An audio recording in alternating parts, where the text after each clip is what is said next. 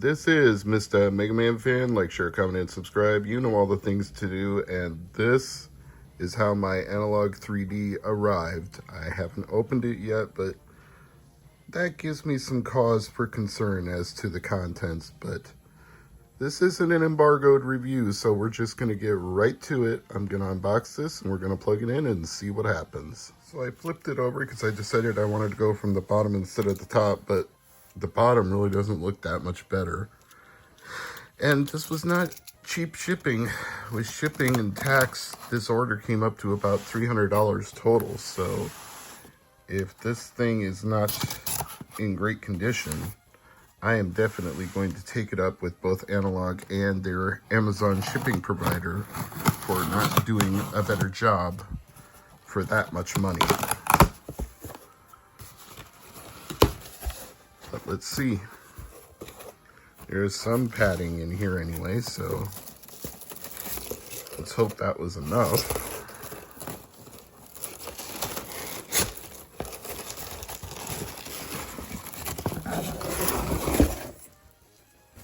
And there's a card in here too. Here's the Analogue console itself.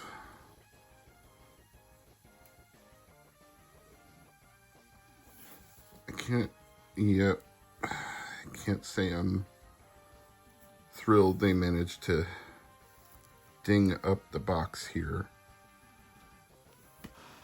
I don't know how bad it'll be until I actually get this shrink wrap off. Yeah, that's absolutely 100% noticeable with the shrink wrap off. That took a pretty big chunk. Something landed on it or it got dropped by someone.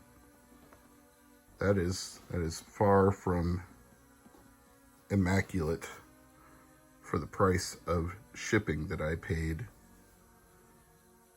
Very much will be letting them know that I am not happy with that.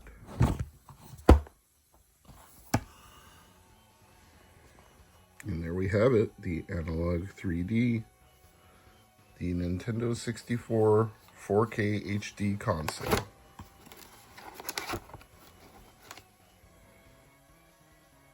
Analogue provide their own SD card with the console. I believe reviewers got one preloaded with images of the games. Mine, however, will not have any such benefits. But it does have a Analogue logo embossed into it, which is a nice touch. Put that back in. Nice that it's got a little lip on it too, so you can pull it out easily. HDMI ports, USB ports, power port. There's our power switch and our reset button. HDMI, Bluetooth, Wi-Fi. Yeah, it's got all the things.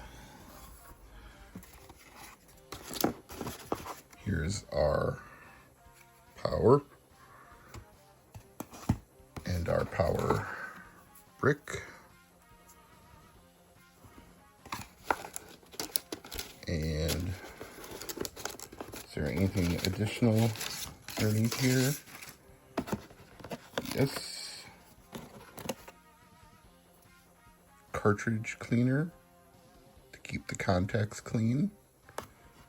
That'll be handy. And what's in this little envelope? Instructions for Bluetooth pairing and an FPGA sticker.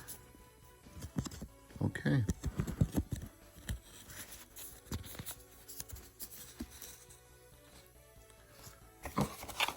And we've got another cord in here. Well, one's the power cord, one's the HDMI cord. So it's a set. They're a pair.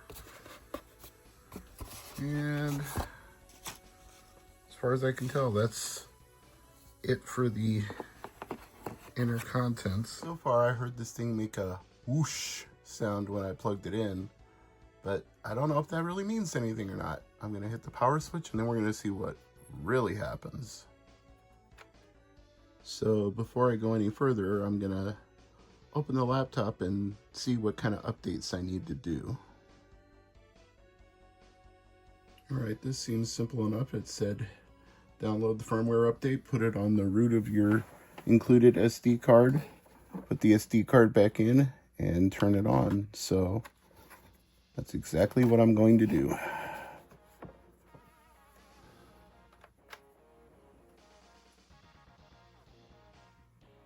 And it said a yellow light would indicate that the firmware was being updated.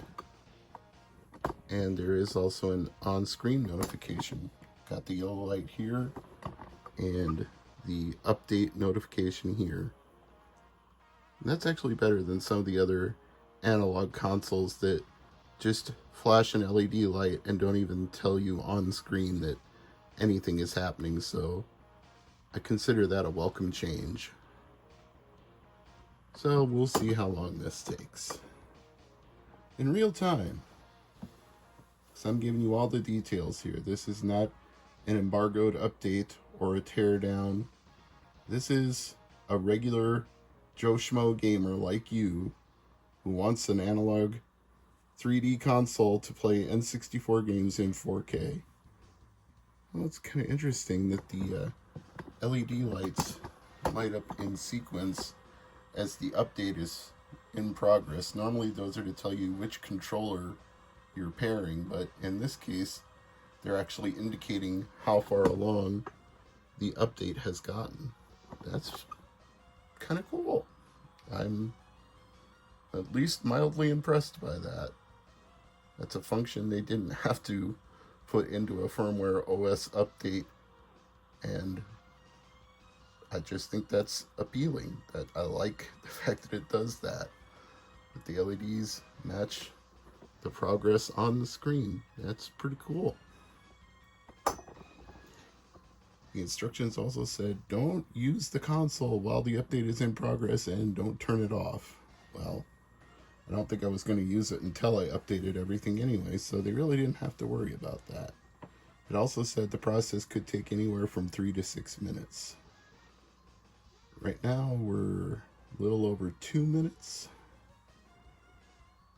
And on this last quadrant of the update, it seems to be taking longer than the others, so this must be the really important stuff.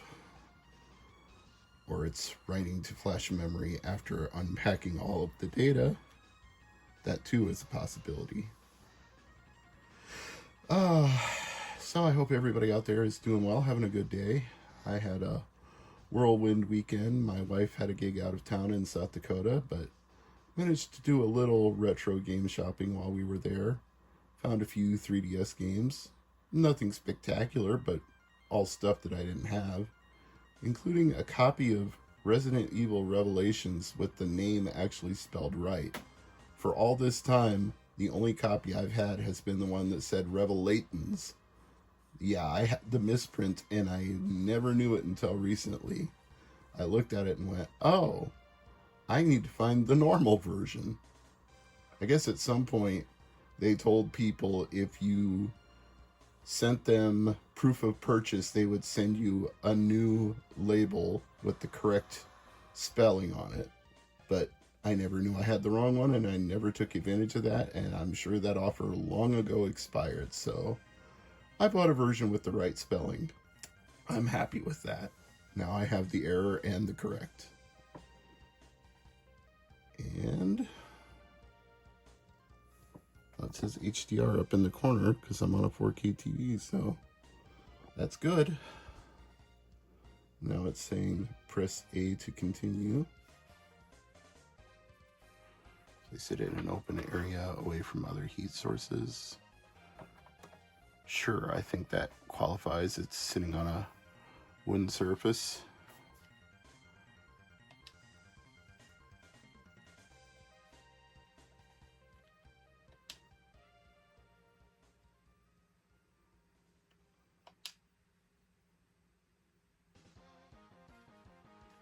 I could have sworn I already did the OS update.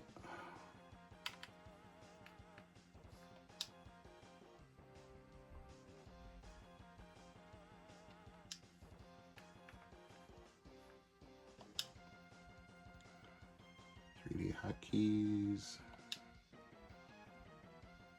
Okay. Now it's time to try a game. What I have here is the Japanese version of Donkey Kong 64. Let's see what happens.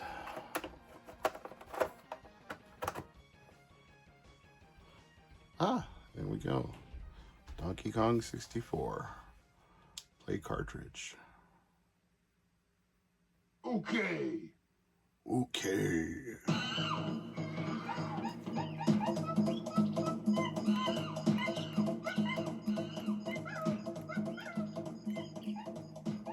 Well, that worked first try, so I'm pretty happy so far. I don't think we need to hear the whole DK rap right now.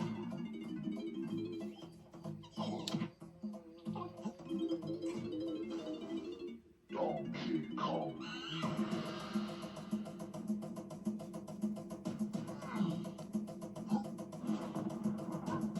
And of course, all these menus are in Japanese, which is to be expected. Let's see. Hardware. Blur off. 32-bit color.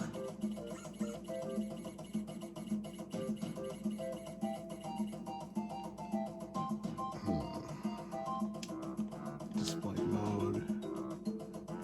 PVM, CRT, scan lines, clean. Yeah, I think I'll go with clean.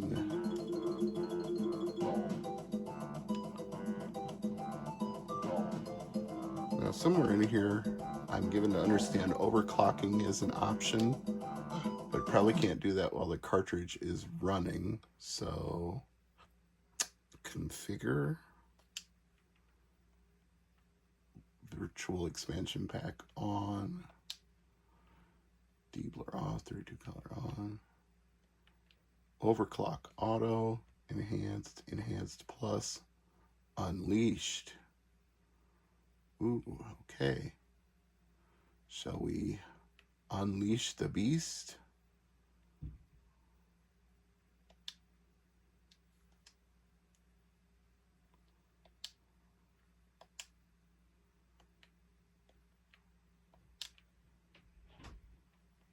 Image size fill. Yeah, that works. A play cartridge. Okay.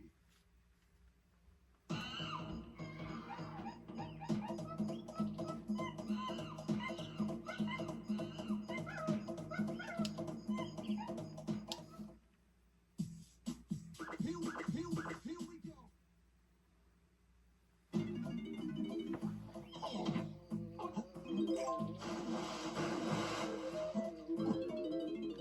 Donkey Kong.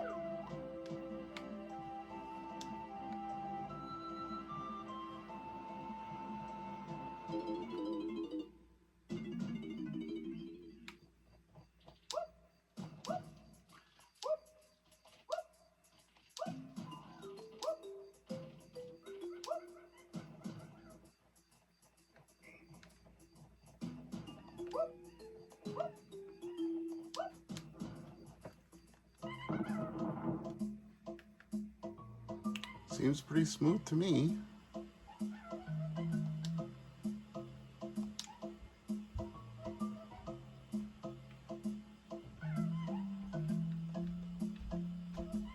quick cartridge. Sure. Let's try another one.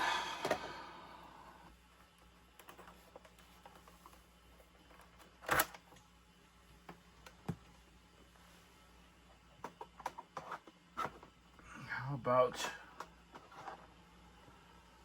Paper Mario, or as they call it in Japan, Mario's Story.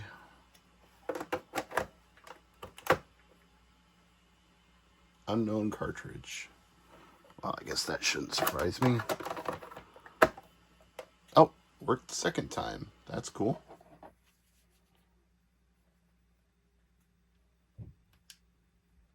Yeah, let's forget the one that didn't read, and let's play the one that did. No, wait. Does each game remember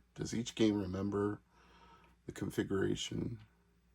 Overclock auto. No, it's not automatically unleashed. So you have to set it per game. So be it. Play cartridge. Oh, yep. And the display mode didn't stay the same either, so that also has to be configured per game. PVM, CRT, scan lines, clean. I like clean.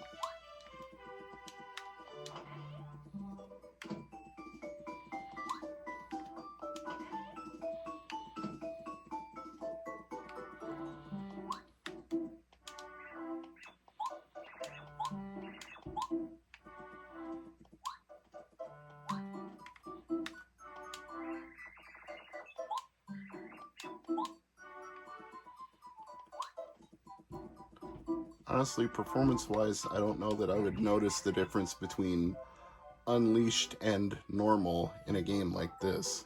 Kind of seems inconsequential.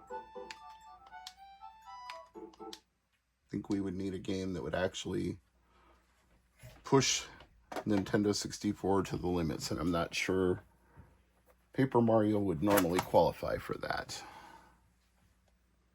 There might be some particle effects in there somewhere that would push it. Oh, this will be funny. Irritating Stick. Got this game for my birthday. Can you tell what it is now? Here we go. Yes, that name is a lot of words, but I know it as Irritating Stick. I believe the first person I saw review this was either Sean Shanson or Kadikarus. And I want to say it was Kadikarus.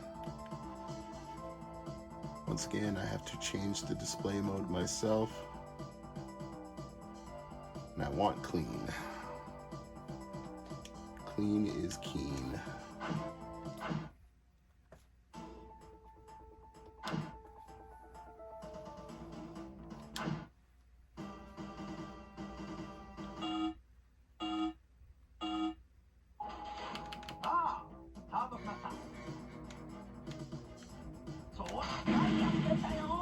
Oh, the rumble definitely works in the controller.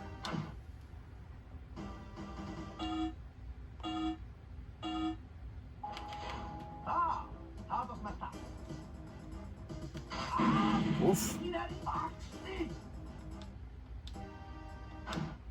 I was able to do this with a PS5 controller and a Humble Bazooka adapter. Can I do this with the actual 8-bit Do controller? I guess we'll find out.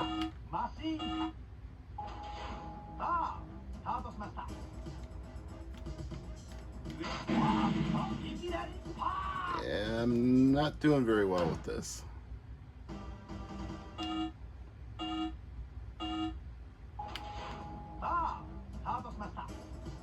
I turned too soon.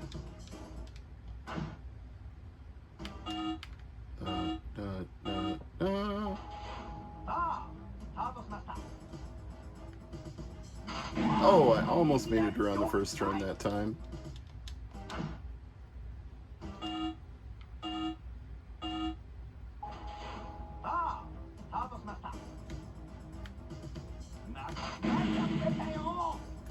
Problem is, if you slow down, you'll never make the timer. I've done it once before, and it got like near to the end of the timer when I actually did it successfully. Oh, that was my best attempt yet.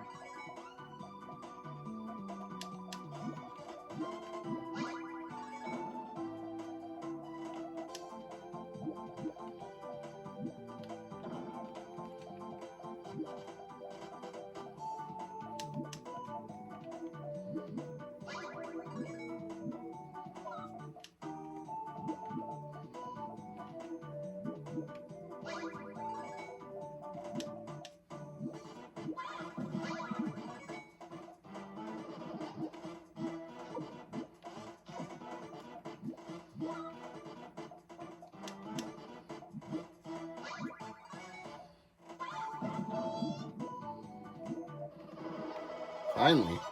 Didn't know how long it was going to take to pick up that win. Yatta! Okay, that's it for now. My Analogue 64 appears to be working, but I still need to update my controller. I'm Mr. MegaManFan with an unembargoed review of the Analogue 64, and so far I like it. I'll have more thoughts on it later.